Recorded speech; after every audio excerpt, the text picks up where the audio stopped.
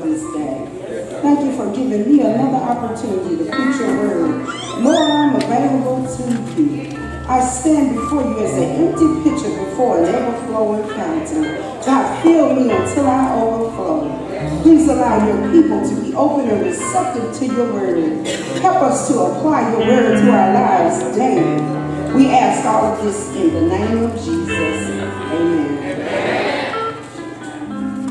First off, I want to give thanks to God for giving me this opportunity to spread the gospel of the good news to Jesus the Christ, my Lord and my Savior, and to the Holy Spirit, my comforter and guide. Acknowledging my spiritual father and my pastor, Dr. Zanny Jr., other ministers of the gospel, other ministries of the Macedonia Missionary Baptist Church, my three heartbeats that keep me grounded, Jordan, Jaden, and Justin, and our newest addition, one correction to Pastor Leland's introduction. I am not grandmother, I am Gigi. Jordan got really upset about that, but I told her I haven't made 50 yet. I'm not a grandmother, I'm a Gigi.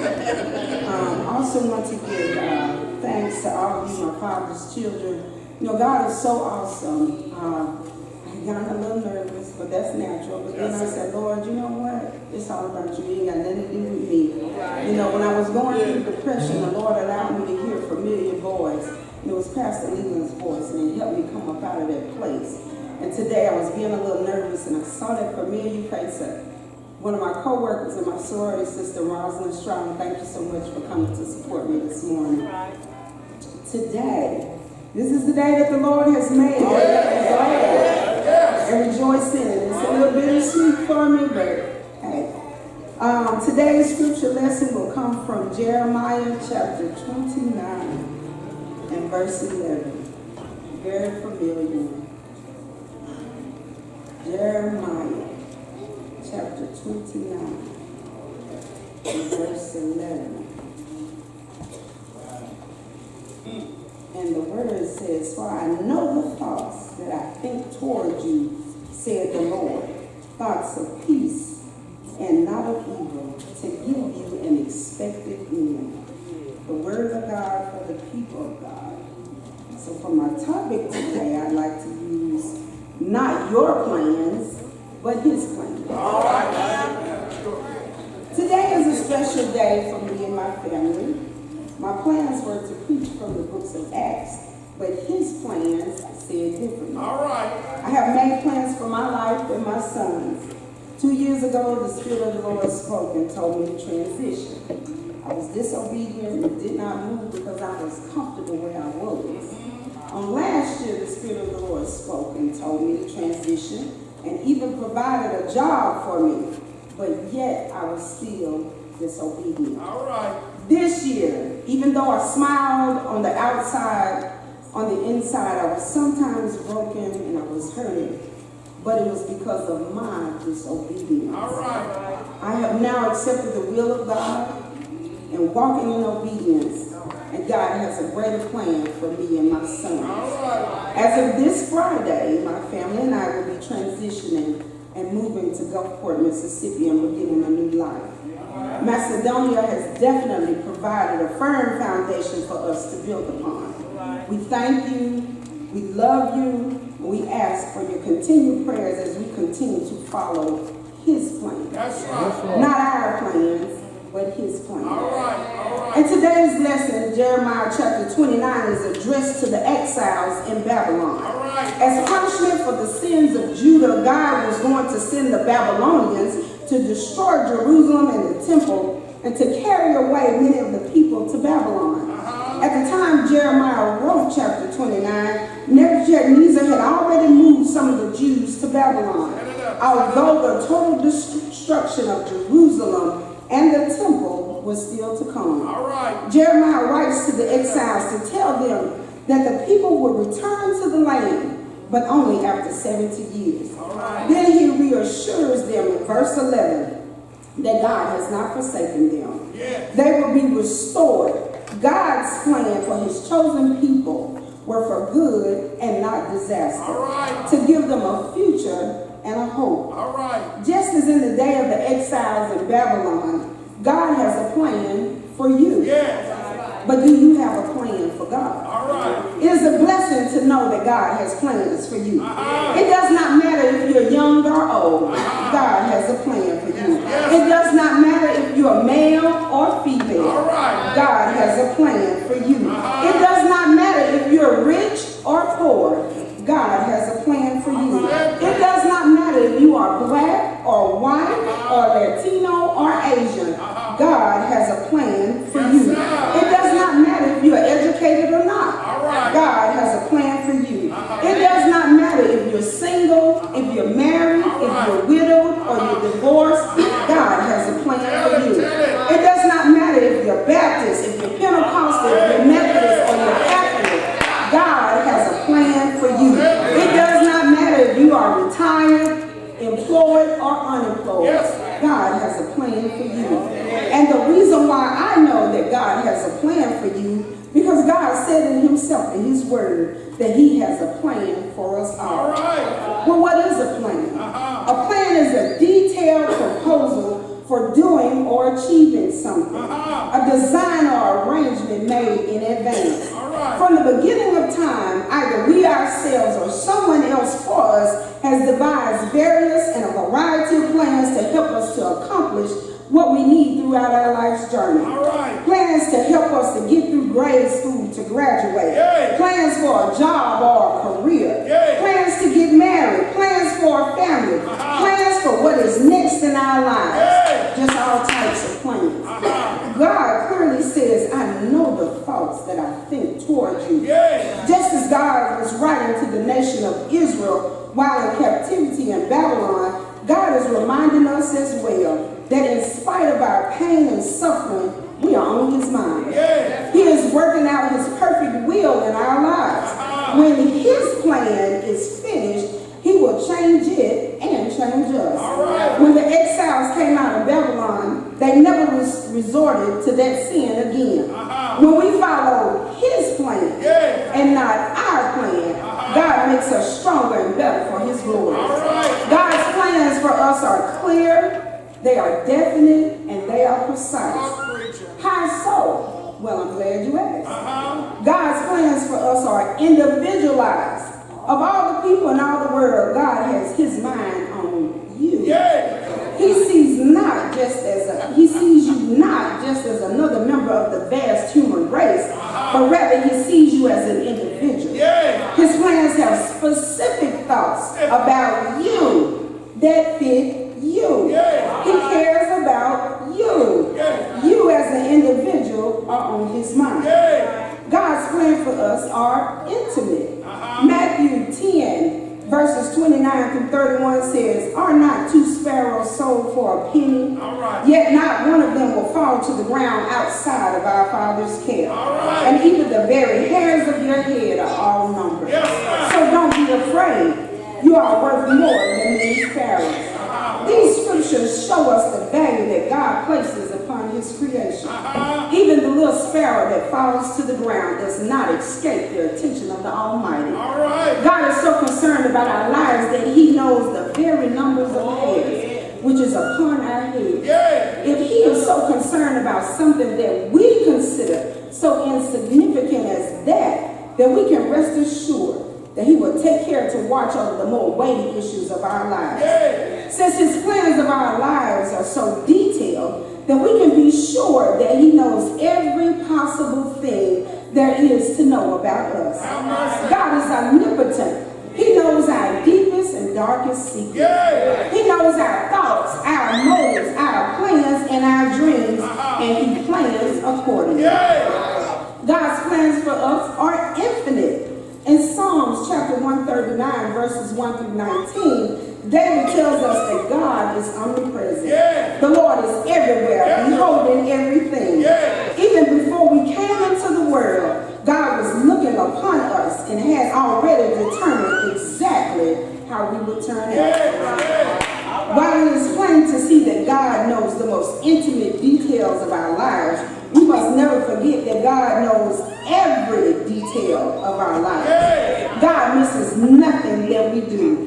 He sees it all, and regardless of where we go, God is still watching our lives. Jonah tried to flee from the presence of God, but he ran right into the Lord. He is everywhere, and he knows it all. God's plan for us is instant. That is, the knowledge of the Lord in regard to our plans is always before the Lord.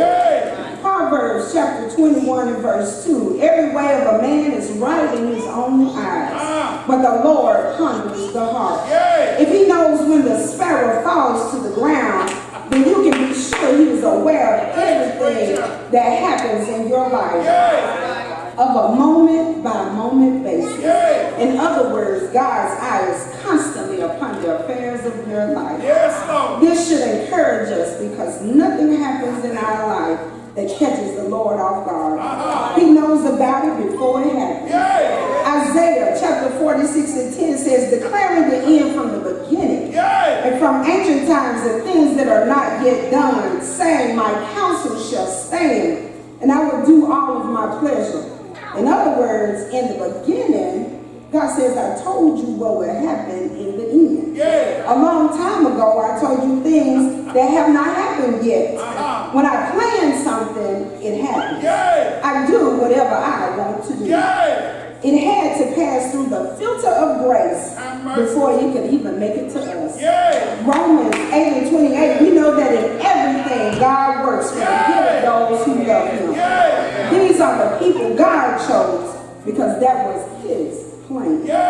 David summed it up best in Psalms 139 and 6.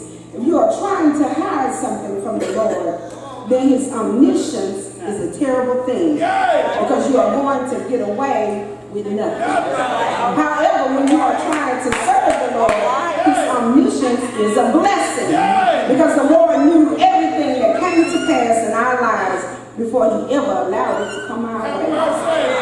What are the plans that God has for us? God's plan is to prosper, to grow, to flourish, to excel, to develop into something good or positive. Go to the next level in your life, to be victorious, to live and do well. Our scripture text today tells us that God plans for us to prosper and not to harm us. Plans to give you a hope and a future.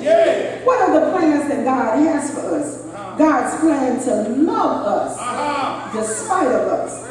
God is going to love us despite our failures, despite our shortcomings, despite our faults, despite our weaknesses. Jeremiah 31 and 3b says, the Lord says, I love you people with a love that continues forever. That is why I have continued showing you kindness. God is going to love us despite of us because God himself is loving. What are the plans that God has for us?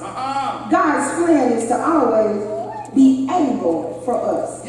Ephesians 3 and 30 says, with God's power working in us, he can do much more than anything we can ask or think. God is always able to save us to the uttermost. God is always able to keep us from falling.